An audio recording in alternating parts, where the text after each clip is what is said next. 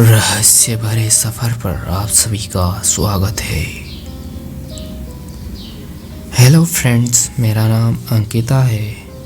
मैं दिल्ली के आनंद विहार में रहने वाली हूँ। मैं पेशे से वकील हूँ। मेरे पति एक आईटी कंपनी में मैनेजर हैं। मेरे साथ जो घटना हुई है वो मैं आपको इस वीडियो के माध्यम से बताना चाहती हूँ, इस कहानी के माध्यम से बताना चाहती हूँ।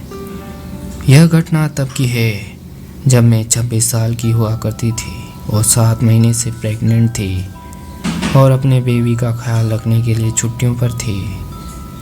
उस रात मेरे पति जब शाम को ऑफिस से लौटे तो हमने पास ही एक पार्क में टहलने का प्रोग्राम बनाया। रात के 9 बज रहे थे और हम अपनी कार से वहां पहुंचे ताकि रात को वापस आते वक्त दिक्कत ना हो। वहाँ हमने देखा कि लोग बाग वहाँ टहल रहे थे। हमने भी वहाँ आधे घंटे तक चहलकदमी की। फिर जब थक गए तो वापस चलने का निर्णय किया। मेरे पति ड्राइवर सीट पर थे। मैंने जैसे ही अपनी तरफ का कार का गेट खोला, एक बूढ़ी औरत मेरे ड्रेस को खींचने लगी।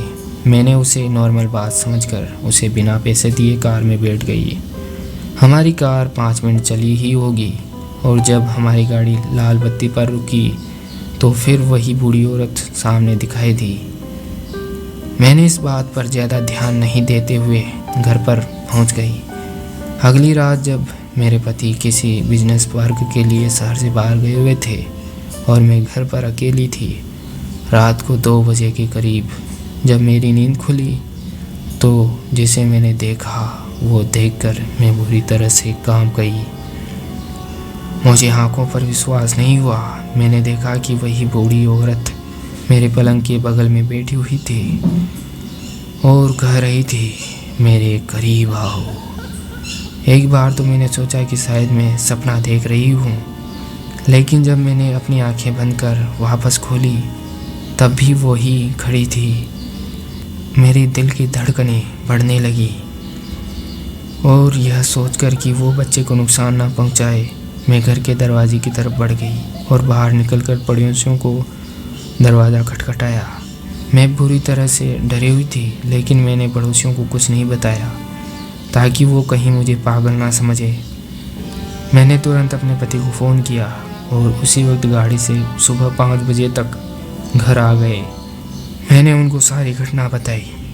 जब ये बात मेरी माँ को बताई गई तो वो तुरंत मेरे घर आ गई और उन्होंने घर में छोटा सा पूजा करवाई ताकि वो बूढ़ी औरत उसे दोबारा ना दिखे।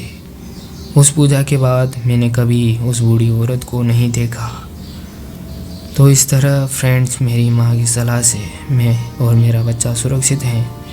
दोस्तों, अक्सर ऐसा होता है कि गर्भावस्था के दौरान आपको कुछ विशेष ऐसी जगहों का ध्यान रखना पड़ता है जहाँ से कुछ रूहें अक्सर साथ लग जाती हैं। तो इनका अवश्य ध्यान रखें ताकि ऐसी परेशानी आपके साथ ना हो।